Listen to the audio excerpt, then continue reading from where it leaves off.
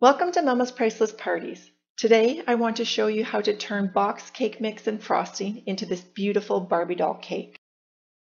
With my easy to follow tips, tricks, and hacks, you can make this cake too. Before we start making the cake, we need to select our Barbie. You want a nice doll with great hair that complements this cake. I used hair smoothing serum to get Barbie's hair this way. Once you've chosen your Barbie doll, the next thing to do is prep her for the cake. So determine what type of hairstyle she's going to have. Then determine if you want her to have any jewelry. I wanted some bling on my Barbie to dress it up, so I added some bling to her hair, the necklace, and a belt.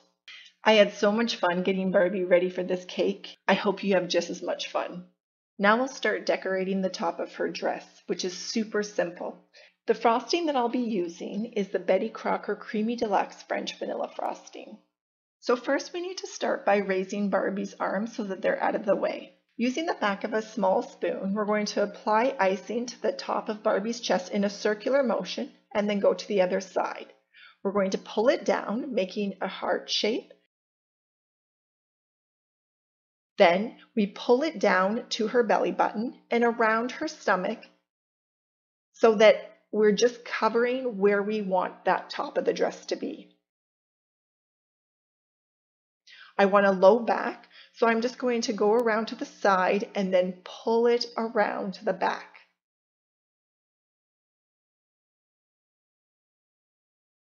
And once we're done, we're just going to clean up the edges of her top. So using a toothpick, just gently glide across and reshape the dress how you want it to be. Now let's add some sparkle. Lie Barbie down on a paper towel and we're going to add some pink decorating sugar. Sprinkle decorating sugar all over Barbie, and you want to do this immediately after applying the frosting because you want it to be wet so that the decorating sugar sticks to Barbie. Then we're going to do the back. You want to sprinkle everywhere you see that white frosting. Now, using your hand, put it under the paper towel, and we're going to ever so slightly press Barbie into the loose decorating sugar. What this is doing is picking up the decorating sugar for the white spot so that we're really getting it in there and that there will be no white left when we're done. So you want to do the front, the sides, the back. Now when you're pressing, you might push some of the frosting out of place. You can gently tap it with your fingers back in place. If you find you've put too much frosting on Barbie, simply remove some of the frosting, reapply some decorating sugars, and then tap, and then again gently press her into the paper towel. You always want that decorating sugar to be there. You want to make sure not to forget the top of just above her chest so that you get the sparkles everywhere. At the end, tap everything into place and make sure it is nice and smooth. Remove any excess parts that shouldn't be there, and look at that sparkle. Oh, I absolutely love it. Now let's add a belt. Oh, look at that. She is so ready for this cake. She's going to rock it. Now we're just going to use our hand to gently press the back of her head so she goes in the seated position, and we'll put her down for later. Now it's time to make the cake. You'll need 4 9-inch round cakes. And to make that, I used 2 boxes of Betty Crocker Super Moist French Vanilla Cake Mix. After letting your cakes cool completely, put them in a Ziploc bag or use clear cling wrap and wrap them very well before putting them in the freezer. When putting them in the freezer, you want to put it on a level surface so that there are no dents or curves in your cake. Place a frozen 9-inch round cake on a cutting board and get a bowl that is 7 inches wide. So 7 inches in diameter, and we're going to cut around the bowl. Keep the knife straight up and down. And then what we're going to do is use this for the top of the cake because we're going to make a dome more for the dress. And we're going to remove the excess. Now keep this excess for later because we need it for the top. Next, we're going to take a second 9-inch frozen round cake, and this time we're going to use a 6-inch bowl. And I'm going to cut around it. And now if you don't have a bowl, you could make your own circle template, but I just have these bowls around, so I found it very useful. Again, we're going to save the outside because we're going to use it for the top of the cake. Now we need to make the hole for Barbie. So in the center of the cake, make a hole that she will fit. So you could use a knife. I've used many different things. This is just to make holes in cupcakes. Then what I do is the top layer, I've already centered it. I'm just going to make an imprint on my layer below. And I'm going to make the hole so that it is consistently in the center of each layer.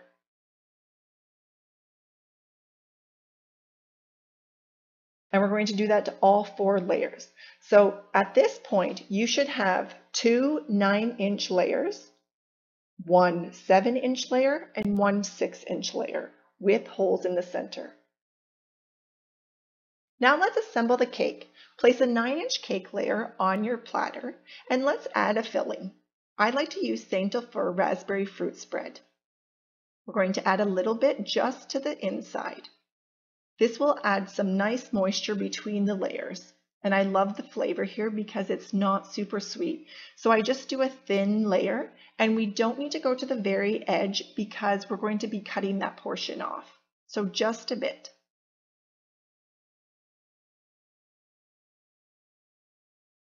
Next, let's add our second 9-inch layer on top of this one. Make sure to center it with the hole in the middle. Then add your filling. Again, just a bit, a thin layer, and don't go to the very edge.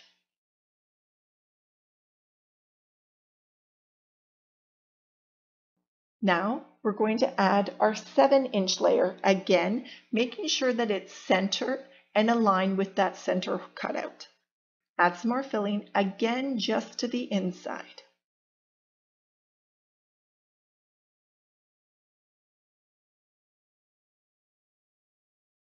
Now let's add our 6-inch layer. Make sure to align the center cutout. Let's add Barbie. I've added some clear cling wrap around her legs before we put her in.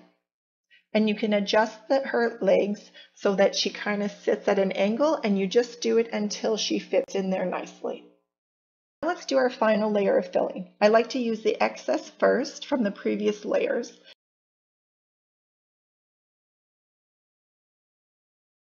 Then I'll add more from the jar. But again, just stay around that cutout. We don't need to go to the very edge. Now we're going to use the excess from the cake cutout. So we're going to take the pieces and I'm going to cut them into small sections and put them around Barbie. And this will be our final layer. As we do this, we want to make sure that this final layer is high enough for Barbie. And if not, we readjust Barbie. We can push her legs in a bit, or you can take more cake and add another layer. But I think this is the perfect height, and I'm just going to push in that top layer to make sure that it's right against Barbie. Next, we're going to shape the dress. So I like to use a long serrated knife for this, and holding the cake, we're going to go down at an angle of a bell. Imagine a line going from the top to the bottom of her dress, and you want it to be a natural flowing line. Now, you can see from this, I keep holding the turntable. To be honest, I don't think I would use the turntable for a Barbie doll dress again. I found this too difficult. Usually I'm holding the cake because I don't want my cake to fall as I'm cutting it. But in this situation, when I held the cake, my turntable would move. So in my personal opinion, I would think it's better to be on a platter than a turntable.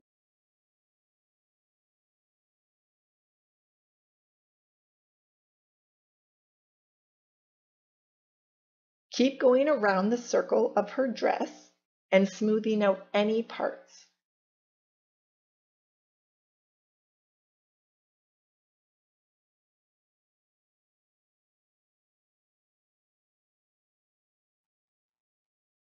Okay, that's looking more like a bell. So we're just going to keep going and be patient with yourself. Take your time, cut a little bit off at a time, and you will get that shape. Just keep that line in mind when you're cutting.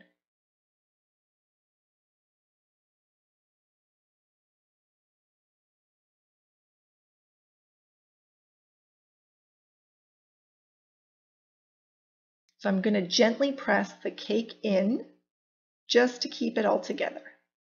And I like it overall except the top still doesn't have that nice line that I want. So I'm just going to gently go. I'm going to hold that top of the cake and gently cut that cake.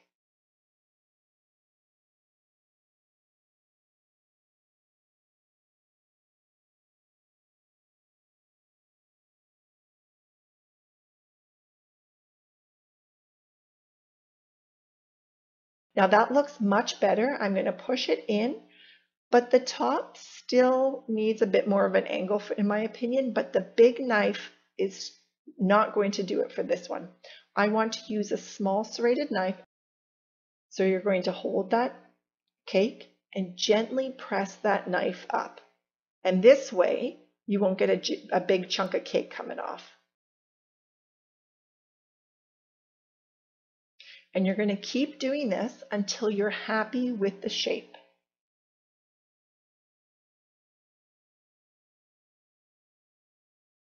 Now we're going to add some of the crumbs from the dress back into around her waist.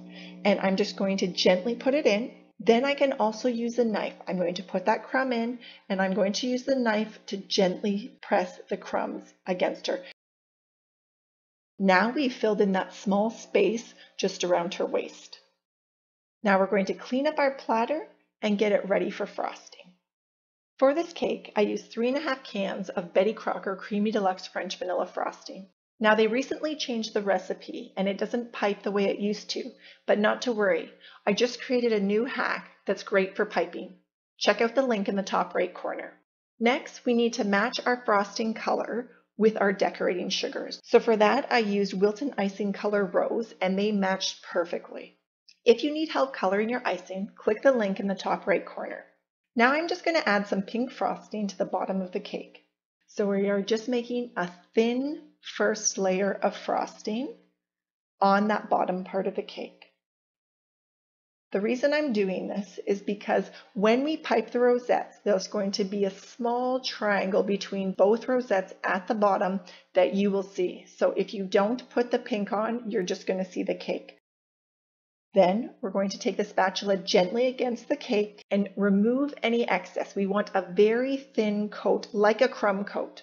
Now we're going to do the same with the top just around the stomach. So be very careful here. Put lots of frosting, hold the cake in place as you're applying this frosting because it's very fragile.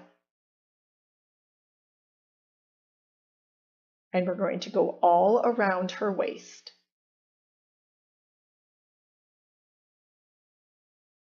So what we're going to do is we're going to smooth it out, keep the spatula flat, and turn. Even if you have a platter, you can turn the cake and you'll get that nice smooth look. Now we just want to clean up the platter before we start with the next step. So I just use a butter knife and I put a paper towel over it and I gently move it along the platter and then it removes all that excess frosting from the bottom. It cleans it up really nicely. Now we're going to set that aside and let it dry. Now it's time for piping the rosette. You will need a 16-inch piping bag with a 1M tip filled with chilled icing. If you need help preparing your piping bag, click the link in the top right corner. I recommend practicing your piping before you go to a cake. So do 1 or 2 shapes and then go to the cake. Now let's pipe our rosettes on the cake. I'm going to start at the back of the cake and I'm going to squeeze a star and with consistent pressure, move to the right and make a circle around that star. Stop the pressure and pull off. We're going to go 1/2 inch to the right. We're going to do the exact same thing. We're going to continue around the whole first layer of the cake and we'll meet back at that first rosette. For help with piping rosettes, click the link in the top right-hand corner for my Piping Techniques 101 video, which includes free printable practice sheets, great for any beginner. Now, for this situation, again, I really wish I did not use a turntable because I prefer, rather than my hand holding the turntable to prevent it from moving, that it would be on the tip of the icing bag for stability and guide. Okay, and we're going to keep going around the cake with our rosettes. until we get to the end. Now you'll notice that towards the end I have a space, and I want to visualize how many rosettes I need because it's not always going to be exact. So here I'm looking at the space and I say, okay, I need 1 and 2. So I need to kind of make them a little bit smaller, but then they'll still fit and blend. And then this will just go over top the other, and our first layer of rosettes is done. Now, we're going to go to the second layer. We want to go at the back again. I'm going to go in between 2 of the rosettes. And it's like a triangle. And again, we move over in between the 2 rosettes. And you'll see that as you're making that rosette, it slightly overlaps the one below it, and then it's a nice layering effect. And we're going to continue around the whole cake. One thing to note is that in between filling the piping bags, I always keep the frosting that's in the bowl in the fridge so that it remains chilled. We keep going, and we're coming to the close of the second one, and again a small one and another small one. Okay, now we're going to go to the third layer. Again, go to the back of the cake, in between the 2 rosettes before it. We're going to just keep going around the cake until this third layer is done. And then we're just going to keep doing the exact same thing. So row by row, we're going to get to the top of the cake.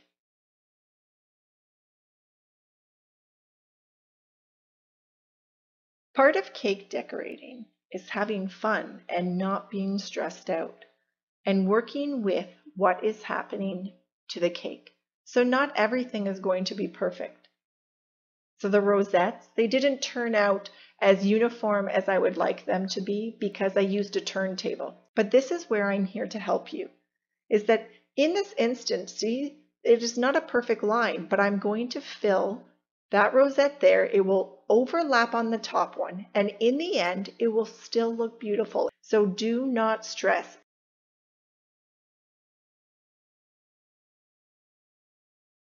In this exact one, I have like a zigzag, but I'm going to do a small rosette, and then I'm going to do a big rosette and take over my other ones. And now it looks beautiful. You never know that I had that issue before.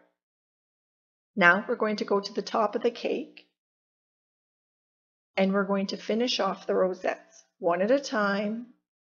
We're overlapping slightly. Some of them are in between rosettes, some of them are above rosettes. It all works. So one other thing I want to show you is that when you make a mistake with a rosette, say you thought you only were going to do 1 rosette, but you should have done 2. Well, you can remove that rosette very simply. So what I like to do is I take a butter knife, and I very carefully try to isolate that single rosette, and I remove it. Then I repipe, and in this situation, I'm going to replace that with 2 rosettes to fill up my area. And no one will have ever known that you did that. Once I finish piping all the rosettes, I take one last look to see if there's any minor modifications needed. So in this instance, I see a few areas where the frosting is not all together. So I'm just going to take a toothpick and gently move the frosting to fill in those small gaps. And finally, your cake is complete.